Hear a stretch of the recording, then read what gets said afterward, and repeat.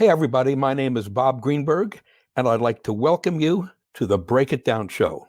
I've been on the show, I'm not even sure how many times, but I would say close to 10 over the years, and I can't imagine a more enjoyable way to spend the few hours than with Pete and John shooting the breeze and talking about the music business and the art of music itself.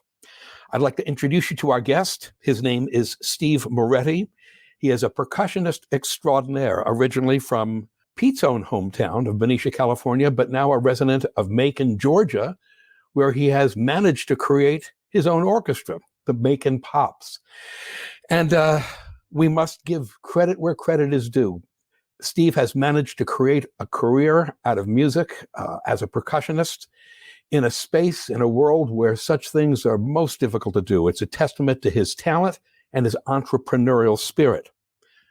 If you're interested in my work as a composer and as a teacher, I would suggest you visit my website at robertgreenbergmusic.com or my subscription site at patreon.com/robertgreenbergmusic. And here we go. It's off to the races, my friends.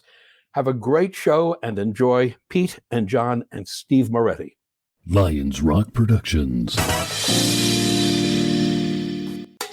This is Jay Moore. This is Greg Cruz. This is Bryce Vine. This is Dexter from The Offspring. This is Nathan This is Sebastian Younger. This is Daryl Ames. This is Stuart Copeland. This is Mick Gillette. This is Andy Summers. This is Dr. Bob Greenberg. This is Gabby Reese. This is Rob Bell. Hey, this is John Leon Guerrero. Hey, and this is Pete A. Turner.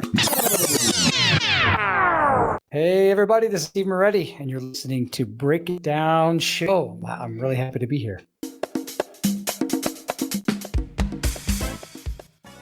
All right. Well, we're really happy to have you. For our listeners, Steve Moretti is a world-class drummer who is originally from Pete's hometown and my new adopted hometown of Benicia, California. He now lives in Macon, Georgia, but he plays all around the world with a bevy of artists and is doing symphonic drum set work too, which I find fascinating. But you are joining us with Steve for the first time, and we're really, really elated to have you, man. We've had some good drummers on the show.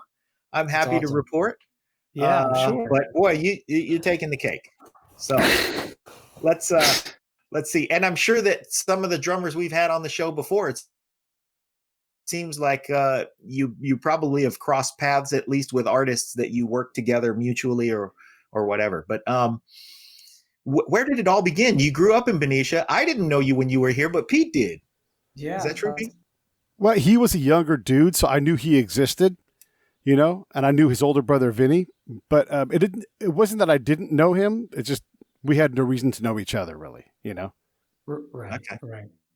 Yeah. So I guess where it all began, well, my brother, who's 6 years older than me, got a drum set for his 10th birthday. So before we moved to Benicia, we lived in New Jersey, which is where I was born. So he got a drum set for his birthday. And I remember just watching him play all day. And the next morning I woke up and started playing what he was playing. And my mom thought it was him.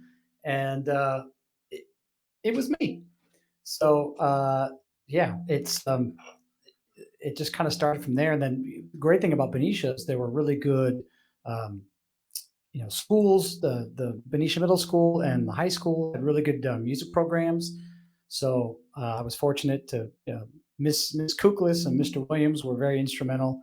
Yes, the pun intended, instrumental into the development of me as a musician. I don't think I would be as good of a musician as I am without them pushing me. So I'm very grateful for that. That's great to hear, but it doesn't stop there. What happened next? I mean, you don't go from there to world class in one quick leap. So what else were you doing? Well, so at that point, and then I was starting to play and do a lot of different things. And the one thing I loved about the music programs is I was able to stretch myself musically and perform in a variety of musical situations, right? So we had jazz band, we had symphonic band, we had marching band. And of course, I was playing to a variety of different types of CDs and recordings. And then I went on to college. I got my undergraduate degree from the University of Redlands, which is east of LA. And again, that was another wonderful opportunity where I was able to spread and stretch my wings as a musician. And I was involved in a plethora of musical situations and got into the studio world recording. And then I went back up to the Bay Area. I got my master's at Cal State Hayward.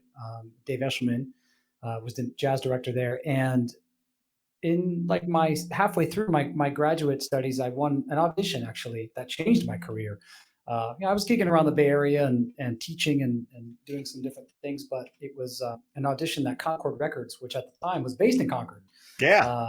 They are now in LA or Beverly Hills, but so they were looking for a band that would eventually become Rosemary Clooney's band. And for those of you who don't know Rosemary Clooney, her nephew is kind of a dude who's pretty popular by the name of George Clooney. And Boy, how the tables have turned. Right. Rosemary Clooney, of course, was in the White Christmas famous movie with Bing Crosby, but she was an amazing jazz singer. So I was her drummer for the last 4 or 5 years of her life. And so that band had its own project, and then we became Rosemary Clooney's band, among other people. And then you mentioned the symphonic drumming, which was not on my radar. The guy that I have been drumming with now for 22 years, his name is Matt Kattengoob, who was the person that did the audition. For those of you in the music industry, we played Matt Kattengoob charts in high school and college. His big band charts were, if you had a good band, you could hang with his charts because he wrote some really difficult stuff. So it was kind of neat to get to work with him. And then he was also a symphonic pops conductor. And so he recommended me for a show with Toni Tennille from Captain and Tennille. So she would do symphony shows, but it was a big band kind of torch stuff. It wasn't like Captain and Tennille stuff, but he was her music director for Captain and Tennille for many years. And so it just sort of snowballed. So I started playing with her, and then those symphony orchestras would reach out to me. Hey, you know how to play with an orchestra. We have another artist coming in. Can you come and play drums? And so they would fly me in, and it just sort of started kind of snowballing here. Not right now, of course, but I'm still doing that. Yeah.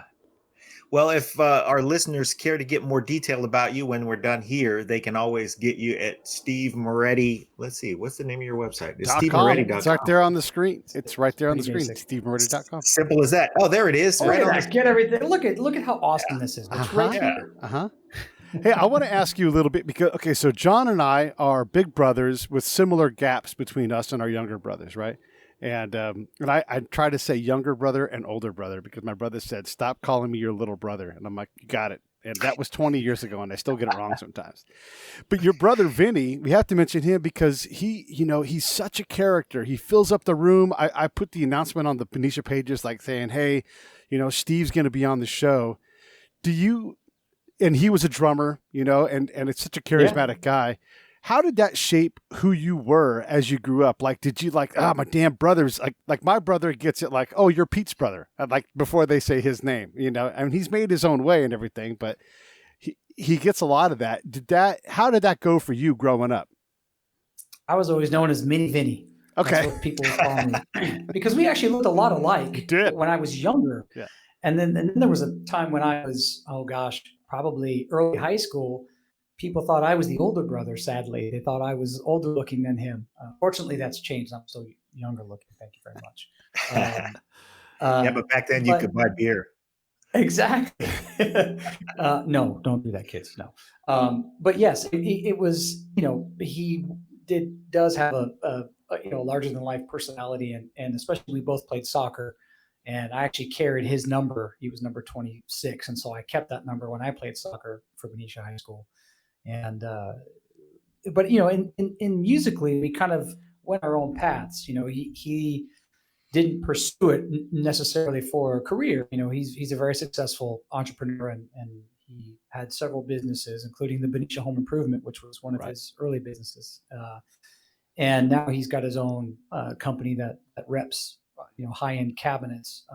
But he still played and he was in bands. In fact, when I was in college, we had a band together that I would try to come up and play with as much as I could. So I was drumming and he was the lead singer actually, because he's got a really good voice. But we just kind of, I hate to say it, but I started surpassing him pretty early on as a drummer. Don't get mad, Vinny. Yeah, it's true. And just because I was laser focused and, I knew what I wanted to do and put the hard work and shed it and really tried to push myself musically. But we were always very supportive and it was kind of fun when I was in college, getting to play some shows with him as the lead singer. We sound good together singing harmonies because our voices are very similar. So that was kind of fun, and it's neat to see him now. Still, I think he still plays in his church. He'll play either drums or he's playing bass now too, and he can play guitar. So he still keeps the music going. And my nephew is also kind of dabbling a little bit in music for fun. And so there's definitely some lineage there in the gene pool. So as you're coming up, you do hit that other gear, right? Vinny's a good drummer. He's in band, but he's also, got a lot of other things he's doing. When did you start to recognize that? And when was it the musical education in a traditional university? By the way, fellow pioneer, go Cal State, Hayward / East Bay. Nice. That's a dedicated path. Why did you go that route? Legitimate, but why not go gig it up and go up and down Sunset and break it out that way? I mean, you have the chops. What made you go the school route? It was kind of a little bit of both. I had a scholarship to another university, Eastman School of Music, and I also played tuba at the time. So I had a scholarship on tuba and percussion. But when I went to Eastman at the time, I couldn't take jazz as an undergraduate, and that was kind of a deterrent for me. And my mom, long story short about Redlands, I got introduced to Redlands. I'd never heard of them before, but when I was playing timpani in the California State Honor Orchestra, they sort of courted me, and my mom said one day, let's just fly down and check it out. Worst case, you don't like it, you go to Eastman. And I remember just falling in love. And then the wheels started turning about, I'm close to LA. There's a lot of opportunities here. So, it'll give me a chance to hone in on my craft and continue to get better and get more versatile. I always knew that being versatile as any rhythm section player, you're going to open up more opportunities for revenue. And I knew I didn't want to be an orchestral musician at that time. Like I didn't want to be a symphonic musician. I still loved classical music and wanted to still sub and perform and do that. But I knew drum set was where I wanted to stay focused. And so early on, I did get opportunities to gig in LA. In fact, my second semester of my freshman year, there was a gentleman who was an amazing trumpet player. His name is Jack Poster. And he was in his 40s at the time, came back to Redlands to get his degrees. And he's since went on and got a doctorate. And but he was like one of these top lead players in Las Vegas. And one of these guys that can play in the stratosphere all night long and get tired. And he was playing with a band, a big band in Pasadena called the Ashley Williams Orchestra. And I remember he recommended me to play with them. And it was one of these gigs where you show up. I was by far the youngest person on stage.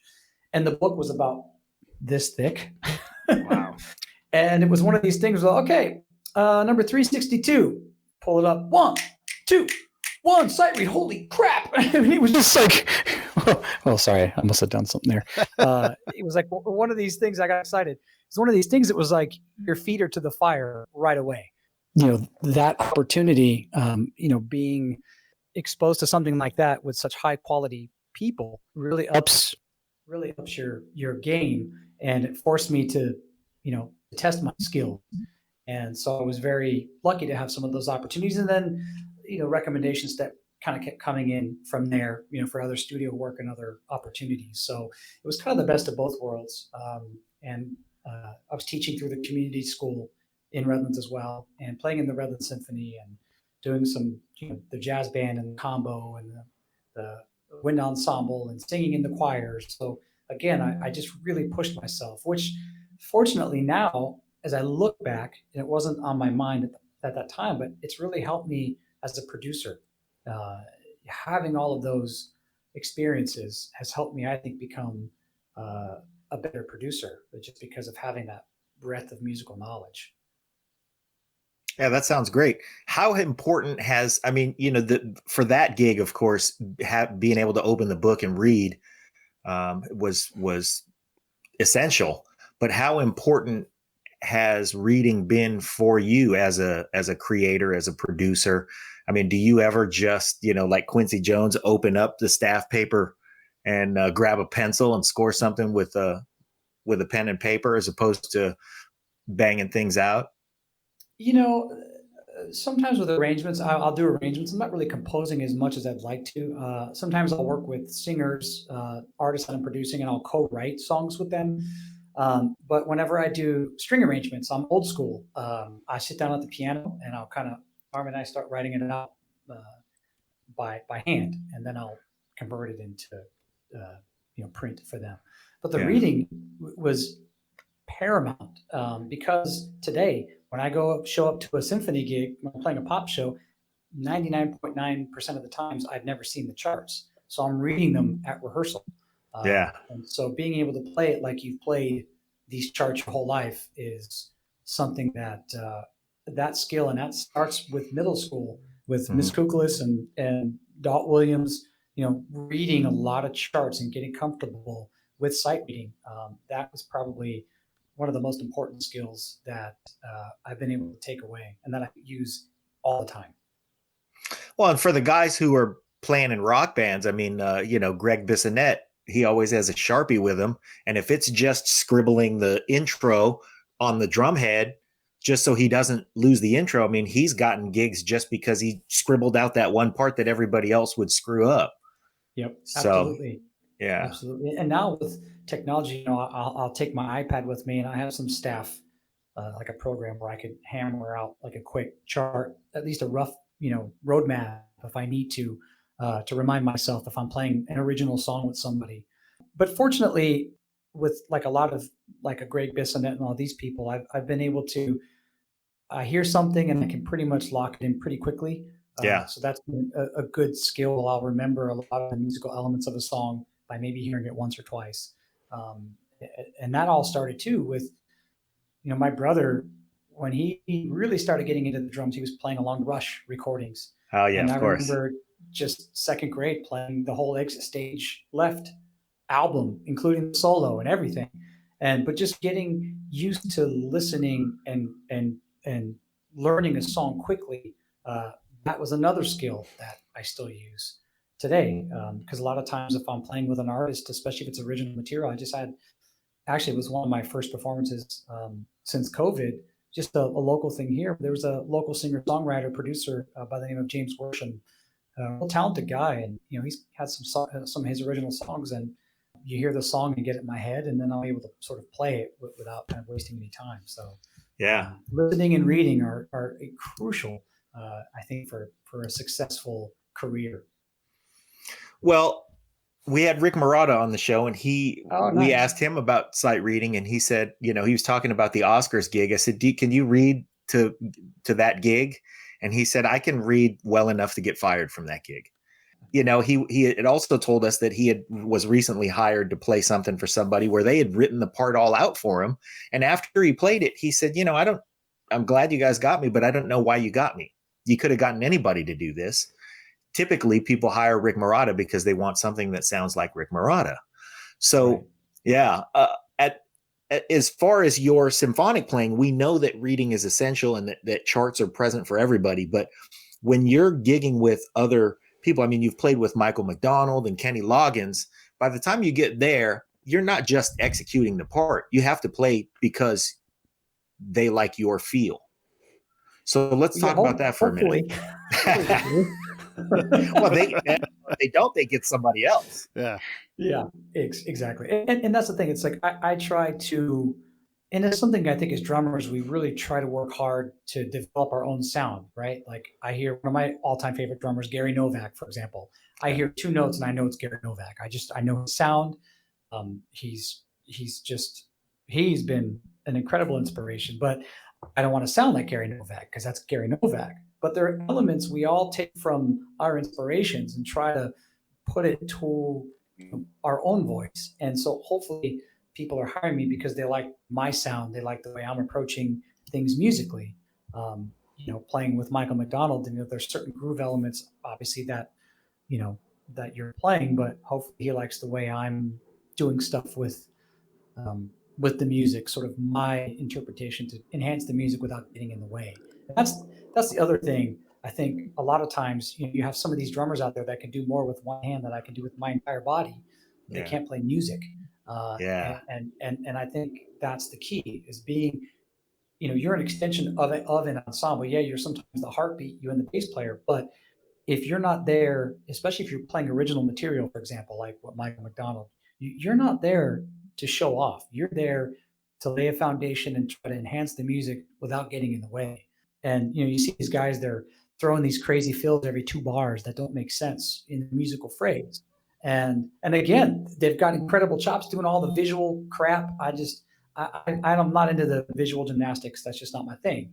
For me, I try to speak just through the music. Even if it's something really simple that I'm playing, I try to put every ounce of my being into those. If it's a 1 and 3 and 2 and 4 and eighth notes, it's going to get every ounce of feeling into those. And that was kind of the cool thing with Michael McDonald, because he was probably 4 feet from me, with his at the piano, and I remember when he counted off, I keep forgetting, and it was a little kind of slower, but it just had the nastiest, greasiest feel, and it was just one of these things like, how could you not just slop yourself up in all that grease? And then just hearing him play, it was such an inspiration, because I could feel what he was doing, the way he was kicking it off, and it was like, all right, this is where we are. We're going in. Look at that face. It's like, it was sneaky. I mean, you just can't help it. Yeah. And it was just so funky. And so again, I try to just be me. And some people may like my playing, and some people may not. That's just the way the world is. And as creative, egotistical people we have to get over the fact that not everyone's going to like what you do. You just have to stay true to who you are and do the best you can. And do things you like, because you clearly like that. Yeah. Yeah, absolutely. I mean, that's why music. Yeah, that's why live music is so important, because from night to night, an artist who has played a song for 30 years is going to interpret it differently tonight. It's going to be a little different. It's going to, we're going to drag it out, and we're going to make it just greasy. And, those things happen because of the magic of the live environment. That's right. Yeah. When did you play with Michael McDonald? How long ago was that? That was I did a couple of concerts with him, actually with the Honolulu Symphony. So it was a Pops gig. And so they brought me in for that. And I was living in Florida at the time, I think. So that would have been 2000. He made that the decision to funk up I Keep Forgetting in Symphony gig. Oh man, it was so amazing. Magic. Yeah. Magic. And then, and then I remember, we had actually 2 days of rehearsal, which is kind of a luxury, because normally it's a single rehearsal. And so I was working on my mix, with my in-ears. And I remember, so I had 2 full days to just dial everything in. And I had some nice reverb on his voice. It sounded like a record in my head. And I remember this one song, it was just him and strings. And I just remember sitting there, closing my eyes. I'm like, I have Michael McDonald in my head, and he's right there. And it was like his voice just in my brain. And it was one of the most incredible experiences that I've ever had musically. Just his voice, just live. It's ridiculous. He's an amazing man. Really. Yeah. I want to talk about Michael McDonald, but I also want to go back for a second too and talk about, you call yourself a percussionist, which I guess technically all drummers are, but you're a drummer and percussionist. You're playing the timpani, you're playing in jazz ensembles, you played in bands. I mean, you're not a slave to any one particular thing. Is that at your level, like a professional drummer who's always going to have work, is that common or is that by design for you because you like to do a lot of different things? I think most people that I've seen, they sort of kind of have their niche that they want to focus on. For me, I just knew because I guess since I can't sit still, I wanted to be able to do as much as I could musically because I love it all. That's also the thing. I love playing. I've done some recordings with the Atlanta Symphony playing in the percussion section. And I made the joke to the former principal percussionist who's actually now in the Cleveland Orchestra now. I said, you must be at the bottom of the barrel of your sublist to call me to come up and do two records with you guys. That was sort of the joke, be a little self-deprecation, but it's challenging. And I love that challenge. I love being under pressure when I have to perform or produce or whatever. I feel that ignites things that I don't know I can do, in other words. And that's the beautiful thing about music. I think you're never complacent. And for me, I have a little game with myself. If the day I think I'm good, then I'm going to stop playing, to be honest. And oh boy. I love And- orchestral music, whether it's symphony or opera or whatever. And one of the things I do is I watch the percussion section because I'm fascinated by like the person who has, let's say, 15 notes throughout the entire 2 hours. You know, like they pick up the triangle and they're ready like measures and measures before because, you know, but if it's you miss such it, it's obvious. yeah, they're yeah, counting. They're counting 168 measure rest. yeah, and they get ready and you're like, oh, it's coming. It's coming. Yeah, And you they make me wait you don't for miss it. that. And then they're like, Uh-huh. ding, and then they let it ring and put it down, and I'm like, now what? But Right, it's right. and I don't want to at all diminish the job because you know there has to be someone dedicated to that. But it is the one kind of music where really one person can stand there and do the least amount of work. But when you ring that triangle, you know, everybody knows like it's there, Yeah. or the gong or whatever piece of percussion they do. Is that what is that like for someone to have to do that, to be that disciplined, to count every measure, to be in the whole thing, but only have to do these very few things? Well, it's a little stressful, and there's part of it that's stressful because if you lose count now, generally you kind of make some markings in the measures, so you don't have to necessarily count. So you may say, okay, the flute's coming here. Okay, well, this is where the flutes are. Okay, so I'm here now. So sometimes you make little notes in different sections to, French horns come in here, so you're not counting a consistent amount. And a lot of times after you've rehearsed, generally with the classical concerts, there's 4 to 5 rehearsals before the first concert. So and if you study the piece, you'll kind of know where things are. But there's the part of it that's stressful because if you think in your head and you start second guessing, you're like, oh crap, oh wait, am I here? Yeah, it's a miscalculation to think it's less work. It's not. It's not less work. No, and there's a certain technique to making a triangle sound good. Yeah. Believe it or not. And there's different types of triangles, there's different types of beaters. It depends what type of sound the composer or the conductor wants, or the principal percussion, and so there's a lot of elements to that. And then there's some pieces obviously that you play that are super busy. The percussion section's all over the place. Yeah. And then there's some where like the Scheherazade is a famous piece. There's a huge concertmaster solo, and there's a ginormous triangle part toward the end, especially. And or like pictures at an exhibition. There's some odd bars, odd time things where it's just triangle. But see, if you know how to use your ear, you'll know sometimes where the triangle is supposed to fit. Am I playing with the upper woodwinds, or am I with these people? And so that's something I think having a good musical ear helps you get through that, and also hopefully helps you play it better. I identify as a funk drummer, but I have guilty pleasures. Like, when you talk about orchestral music, I used to love in high school Christmas season because I loved playing concert band, the Christmas songs, the Sure. sleigh bells and the whip crack and all of that stuff. Yeah. I really got a kick out of that. What is a guilty pleasure now that you have where you think, this of my body of work is probably the corniest thing from which I derive the most pleasure? That's a tough one. I don't know if it's necessarily a guilty pleasure, but I miss playing timpani. I don't get to play it that much anymore, and I really enjoy playing it. So the chance I can get to play, I really enjoy it. But I'm actually, there's some Christmas concerts coming up. One with my group here, Macon Pops, that I co-founded with Matt Kettengoob. Actually, we're in our 8th season, and we do this concert. We actually do the music for this. It's a Christmas called the Christmas Light Extravaganza, and this guy in town who's a business owner and just a community advocate had this idea of doing a whole Christmas light display downtown. And about 6 years ago, I said, hey, man, why don't we do the music for it? I said, you could put canned Christmas music and it would be fine. But why don't we do it?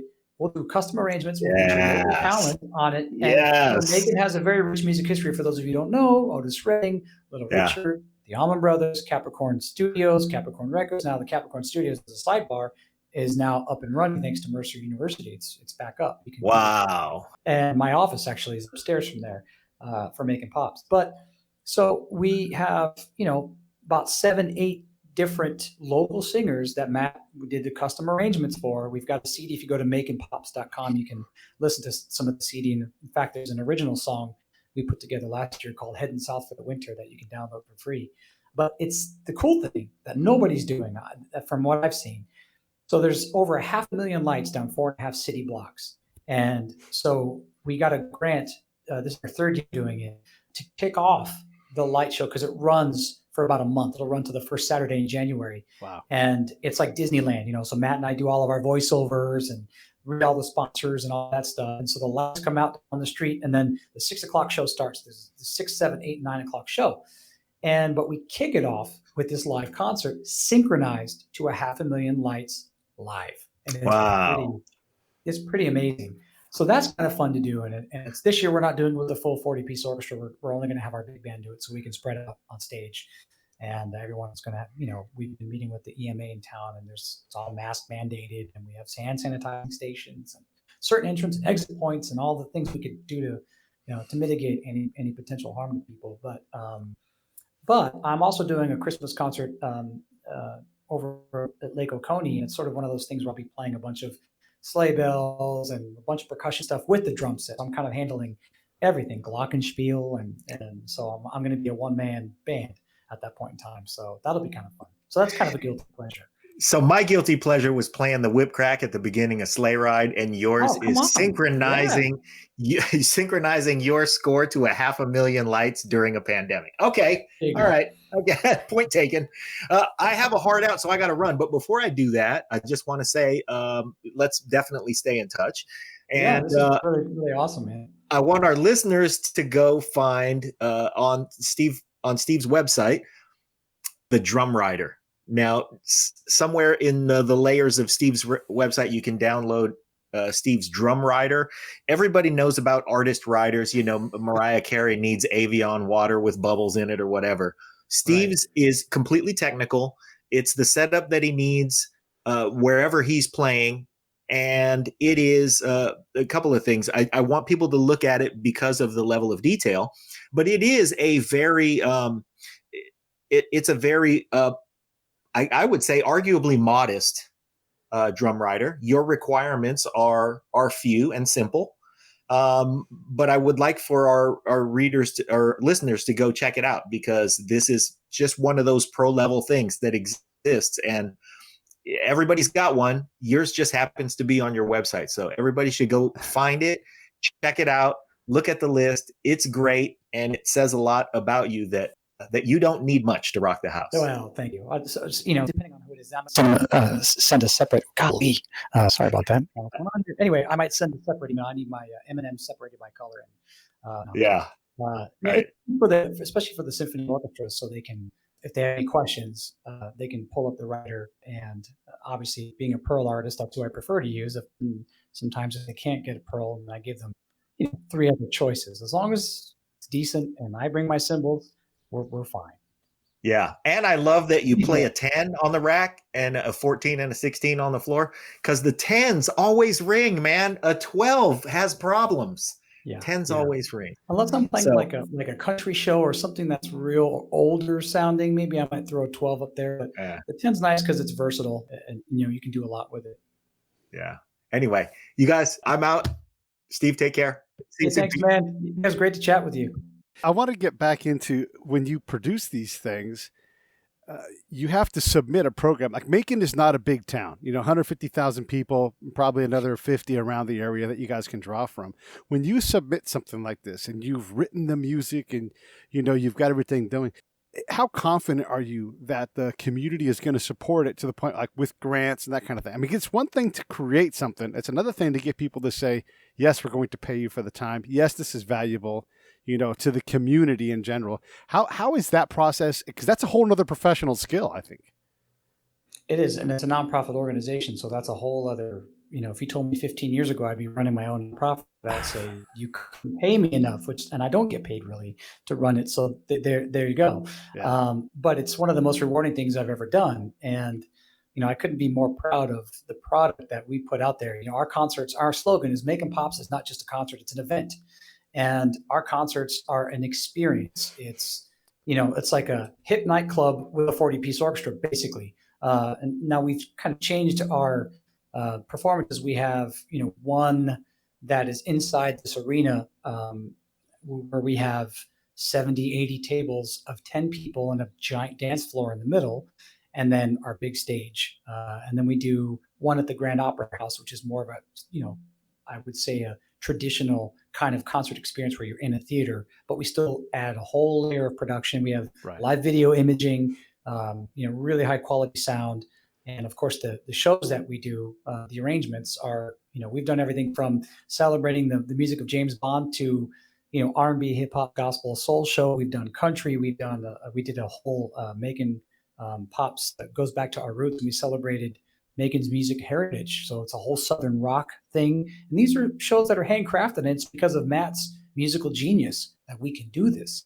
But with a lot of the orchestras that I go and tour with, the quality and the experience, nobody compares to what we do. And like I said, we're coming into our 8th season. And I think, the community, we've been able to draw so many aspects of our community together.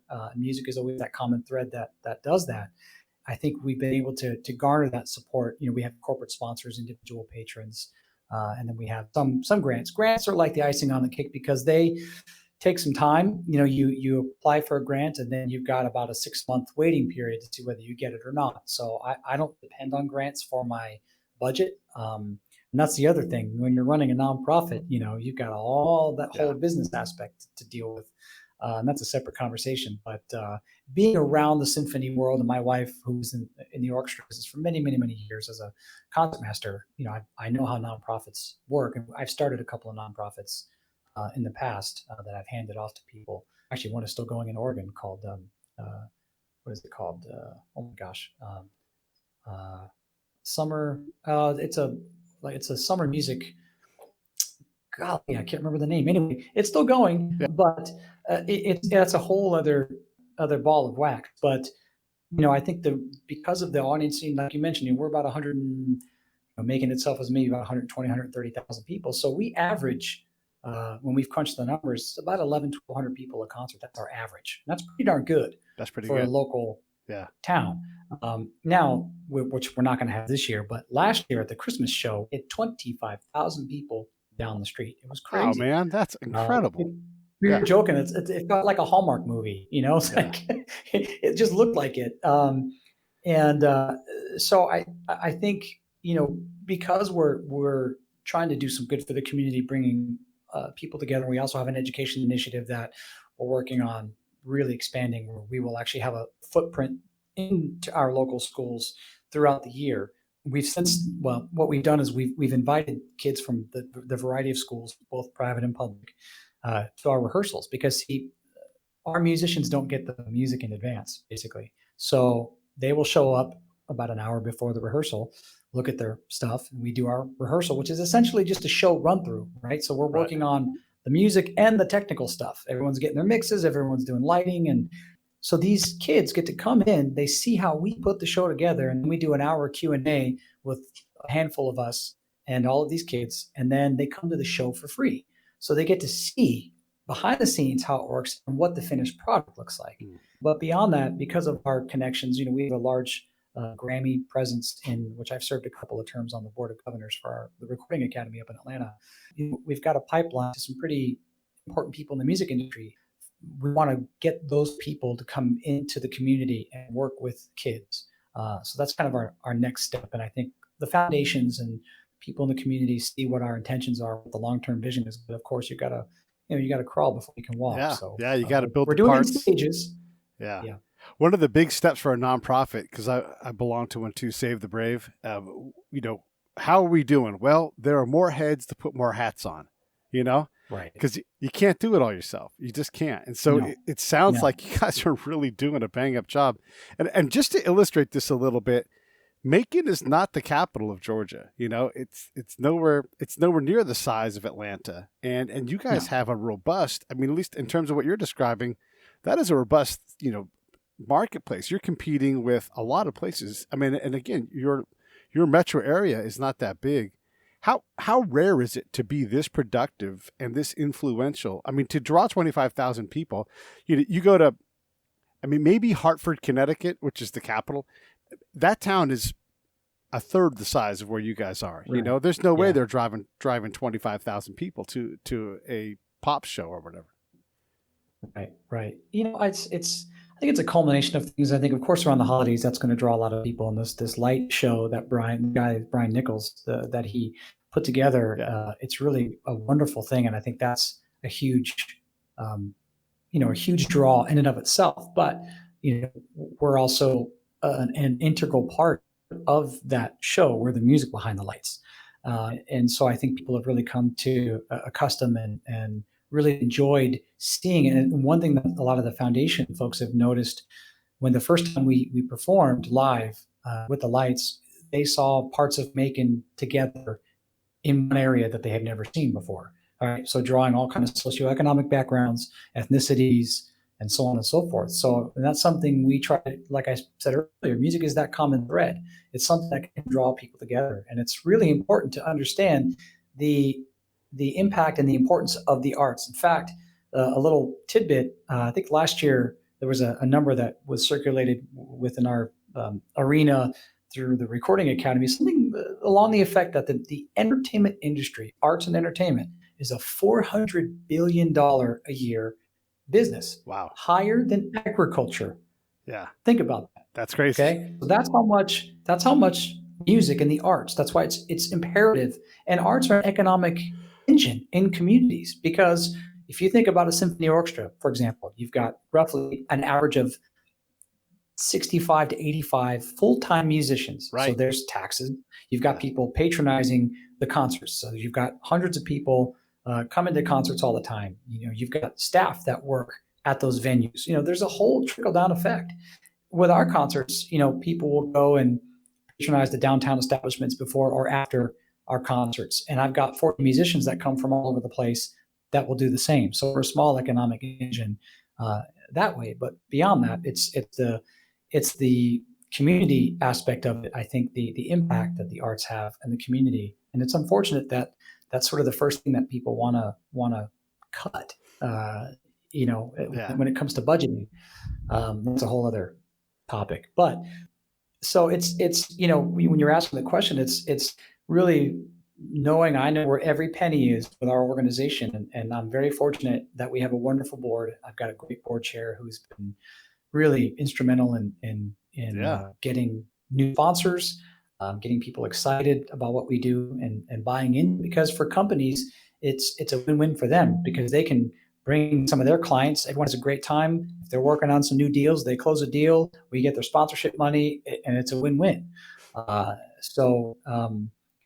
It's Macon is, to me, I find Macon is a land of opportunities. My wife, who is the director of the Robert McDuffie Center for Strings, which is what brought us to Macon 15 years ago, she's got an incredible chamber music series that she brings in world-class classical artists from all over the place. I mean, these are people you'd be spending $75, $100 to go and see in New York easily.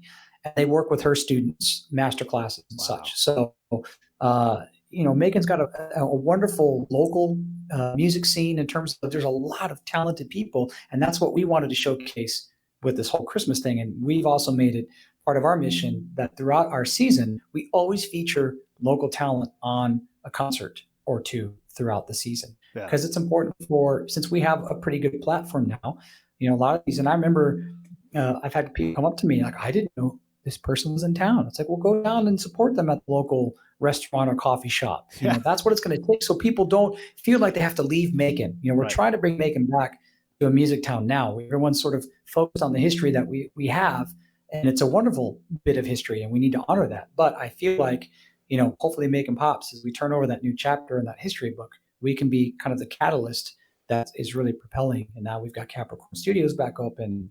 So, we're trying to put all the elements in place for someone to have a successful music career being in Macon. So they can perform locally, they can record locally, and then they can, work with us, on a larger scale performance. When you build something like this, in Macon or Benicia or whatever it's going to be, you have a small town feel for these things. You're right. Like, there are musicians out all the time, and they want to play, one, because they love to play, two, like they want to entertain a crowd. That's part of the reason why they're in it. But, you can get high-end people to play in a place like Macon or whatever it is, because it's what they do. Yes, they want to make money and big money, and they're going to get all those gigs. But in between those times, like, just, give me a couple $100 and some dinner. And next thing you know, you're like looking at someone incredible, playing. And I don't want to diminish the cost it takes to have somebody play, but you're right. That talent will go out and play, especially, like I like to say in the podcast business, like whoever it is, I'm going to ask them, I'm going to let them say no. I'm not going to say no for them, and Right. if they can't do it, there's no hard feelings, because we don't have a huge budget or whatever it's going to be. These Yeah. are really powerful things. And then the other thing I wanted to comment on and add some flavor to is when you bring that local talent in and they get on that stage with the 65 pieces around them, and they see, hundreds of people in the audience, that's likely the biggest show they've ever done, and it might be like, that was the biggest show I ever did in my career, and what a highlight, and it might also be the thing where this is where I need to laser focus. I need more of this. And you might break a Right. career by just creating this opportunity, and then someone else sees their friend up there. Who knows what happens, right? Like, it's just not only an economic engine, but it's an opportunity engine that you guys create in little small town Macon, Georgia. Yeah, well, and a comment I've had, we've had some of the musicians who've played with us, and in fact, because we'll try to inject an original song of theirs into a performance if we can. And I remember Matt scored something for a singer, actually two wonderful local singers. One, she's up in Nashville now, but she's coming back. Her name's Maggie Renfro, and then Josh Carson's a local guy who's singing on this original Christmas song that we put together called Heading South for the Winter. And so Matt took their original songs and arranged it for the full piece orchestra, and they were both in tears at rehearsal. They couldn't believe it, just having that sound around them. And it's also sort of helped us discover people we may want to take with us in our symphony shows, right? So if we go play with the Omaha Symphony, we're going to do show A. We know, oh, you know what? This person did a really good job. Let's bring them out, give them an opportunity, to make a good paycheck and come out and do a pop show.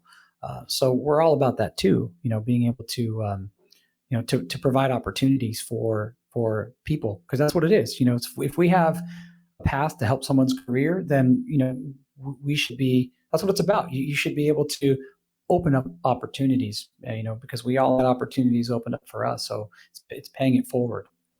Yeah, you pay that forward and also pay it back a little bit. It's like, I had so many opportunities. Let me give back to this community, Yeah. and do this work for free, like, Right. And that's why this Christmas concert for free, it cost a ton of money to put on, yeah, and we do have some sponsors to offset some of that. But, I've had to sort of try to build it a little bit into my budget, which is, it's challenging, yeah. but we want to keep it free for the community. It's important for that. Give us some insight on this. I mean, look, you have, there's two ways I want you to approach this: personally, and then as an advisor to people who don't know this industry like you do. You are very successful. You're accomplished. You're sponsored and all these things. But largely, to most people, if I said, oh, Steve Moretti is going to be on the show, if you're not from Benicia or Macon, they may not even know who you are. And yet you have Right. this, you've had this long career. It's going great. So do you worry about, like, are you still trying to ascend to a bigger thing? Do you care if you're known nationally? And then the other thing is for that parent or for that kid who's like, you can't make money in music, talk a little bit about that, because you've taken a path that is, we know, like one path, like get in a rock band, rock your balls off, make $1 zillion, go to rehab, repeat, that kind of thing. But there are so many other paths in music. I mean, you can literally go become a professor and teach timpani specifically at Right. some school, so And talk steady a little money bit and about salary and benefits and all that. So yeah, Yes. Yeah. For me, it was never, I never really was of the mindset that I want to be famous. That just wasn't my thing.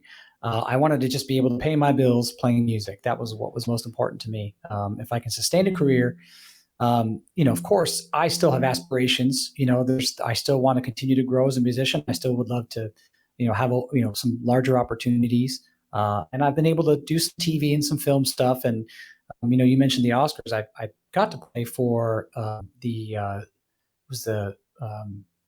Cinematographers Guild award show which was at the Dolby Theater up in the ballroom. And it was one of those things too, where we were sight reading at rehearsal. And it was, just having those kind of opportunities. Sure, I'd love to go on the road with John Mayer sometime, or whomever. I mean, there's, I still have goals, and I think that's what still keeps you going forward. But I always tell people that whatever instrument you play, you want to try to be as versatile stylistically as possible, because again, that opens up different revenue streams, right? So if I know I'm going to go sub with a symphony orchestra this week, I've got normally the way that my schedule books out about 2 years, and things have obviously been quite different since the pandemic. Yeah. But typically I would have about 2 years out of my anchor dates. So I know, okay, and I try to fill in between.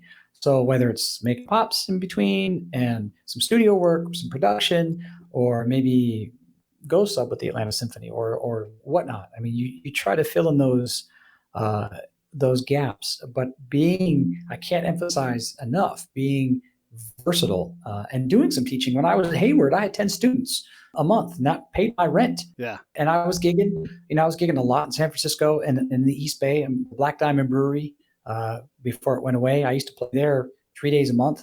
And I played at Enrico's. I played at the Black Cat Blue Bar. I had a steady gig there. So I was making some decent money as a musician, just gigging it, around the Bay Area. But I knew I wanted to try to get on bigger stages in terms of just, larger, more prominent and opportunities musically. So that's where I was fortunate to win an audition. But, I always tell people, if you want to be in a rock band, you want to be famous, you might as well play the lottery. Your odds are about as good. Right. That's not why we do this. And I think the unfortunate thing with a lot of these sort of TV shows that are out there, it sort of creates a false sense of, I'm going to be on show A, B, or C, and I'm going to be famous. And if you look back, a majority of the people that have won said show, most of them aren't doing anything now, right? There's only a handful that have sustained some pretty great careers. So, that's the mindset that needs to go away. You want to be involved in music because you love it. It's who you are, whether you're an artist and you're drawing, you're painting, and that's what you want to do, or if you're a musician or a singer or whatever. So you have to do it because you love it. And the audience can tell when you don't love it. Audiences are smart, right? And they can tell when you're phoning it in. And that's another thing. If I'm on stage and I'm not enjoying it, I'm going to hang it up. It's not fair. It's not fair to the audience paying good money to come and see us play. And it's not fair, for me and all the other musicians I'm working with if I'm not engaged 110%. Yeah. I want to talk a little bit about the future because I'm interested in how you see this. It was a time when to be a rock star ended at, let's say, 35. If you were even alive still, Dwayne Allman is dead at 22, right. So now you have guys like Rick Marotta, who's like, battles Lyme disease. He's no spring chicken, but he still works all the time. He didn't have to work as hard because people call him and he says yes or no, but he's working all the time. How long can a drummer, because it's such a physical job. It's one thing to play the violin where most of your body is sitting. I'm not saying it's easy, but a drummer is a different thing. Both legs moving, both arms, your neck is swinging. I mean, you're working. How long can someone do this job relatively healthy, if they're relatively healthy? Well, I also think it depends. Something I really took a lot of thought into when I got to grad school was setup is crucial, right? So, the violin, this is not normal. And so there are a lot of issues that, they have to deal with. My wife does stretches every morning. I mean, she's really takes good care of her body because this is really taxing. Just me doing this kills me. Yeah. But drumming, I see people set up where they've got again, this visual gymnastics. They got stuff that they're doing up here and here. And this, you're putting tension, right? Mm-hmm. So there's unnecessary tension reaching for things. And so I really took a good look at my setup. It was always okay, but I really took a look at my setup and realized, okay, look, the drumstick is an extension of my arm. So, I don't want to have to move my wrist or my arm to get to something, right? And that was even something as simple as moving my hi-hat to where my feet were parallel. A lot of people, if you look from a bird's eye view, you have your kick pedal here and most people's hi-hats are like this. Yeah. If you take an aerial shot, right? So it's like, I always make the comment to students when I'm teaching, I'm like, well, when you eat dinner, do you eat like this? No, you eat straight, right? So you want to be centered. So it was just, I sort of adjusted that. I adjusted the height of my cymbals. I got rid of, the rack tom and the two rack toms. If I want one, I put it on a double tom stand. So I still maintain that sort of 4-piece as my center. So my right cymbal's here. So again, my arm, the stick, I don't have to move anything. Cymbals are within reach. My floor toms, everything is really easily accessible. Yeah. And I think, having that setup will physically help. But, you look at Louis Belson. I mean, he was, in his, I think he was 80, upper 70s, early 80s. I can't remember when he passed away, but it was about a couple years after our wedding. Yeah. Because he was actually at our wedding. And I got to do a double drum thing with him at Cal State Hayward, and that was amazing, playing with a legend. And he was killing it. Yeah. And he was in his 70s. So I just think, it's possible, to have a sustainable career, but you got to take care of yourself. And I, with all the traveling I do, I really make sure that I, physically fit, that, I take care of myself as best I could and can. I try to exercise as much as I can. And, I don't do anything extraneous that's going to hurt my wrist. Like I stopped lifting, when I was in grad school. It was sort of starting to kind of affect how I felt. I mean, I'll do other things. I do push-ups. I'll do stuff with like strength bands and things like that, but nothing where I have to put my wrist in a funky position. When I do push-ups, I have one of those push-ups, the push-up bars. Yeah. My wrist stays straight. So you're still building strength, because we all know when you're in your, I'm going to be 47 in March. So we all know when you're in our 40s, the muscle mass starts to decline, and, you still need muscle to function. So I just think if you take care of yourself and set up, and it's fun to experiment with setup because you play differently when things are set up a little bit differently. So, I really feel like that's something that people can sort of, look at. I always tell people, especially young students, if they have their toms kind of pitched like this, I'm like, well, you've got to do this to get to your tom, and you shouldn't have to work that hard. So try to find your zone of being comfortable and move it up or down. Because sometimes I may have a tom that's super deep. Like sometimes on the road, I'll get something that's, even though I try to put it in my rider, that I don't want anything more than 8 inches deep. Sometimes it's 10 inches deep. Yeah. So then I've got to move my zone up a little bit, right? But I know everything is still there. And anyway, that's to me, that's a good, sure way of making sure that you're going to have a sustainable career. Is the setup is so crucial. And I imagine rest becomes super important too as you get older, especially. Yeah. And the traveling, kicks your butt, because a lot of times I'm flying out on a Friday, rehearsal concert Saturday, and I'm home Sunday. Yeah. So sometimes I'll have a double or triple performance in one area, maybe once or twice a year. We'll do 2 concerts or 3 concerts in one area, but most of the time it's one-offs. So, on the weekend, that's kind of how it is. And so, and when I go to Japan, I'm there for one concert, so I fly out. That's a whole, it's basically a 20 some odd hour trip when you calculate everything. Yeah. And then, we have a rehearsal or 2, and then there's the concert, and then I'm home again. I mean, it's hard on the body, but you're right. Rest and diet is important. I mean, don't get me wrong. I love to eat, and I'm not the best at the diet, but who is? I mean, it's so hard. It is. But it's just important to eat well and at least eat stuff in moderation and balance. Yeah. So I got a sweet tooth. I want to. And I love. We got you for a couple minutes there. I wanted to ask you, one of the things I'm always trying to figure out as a non-drummer. Well, one is always pocket. And I think I can hear it, but I cannot describe it. But I want to save that one. Drummers like Ringo or Charlie Watts or Larry Mullen, they sort of, I don't know, people either love them or hate them. They don't do time right. They kind of, what is it about that? But clearly they're successful. You can't have more unique drum parts than Larry Mullen has. I mean, it just stands out, but he doesn't come at it at a traditional way.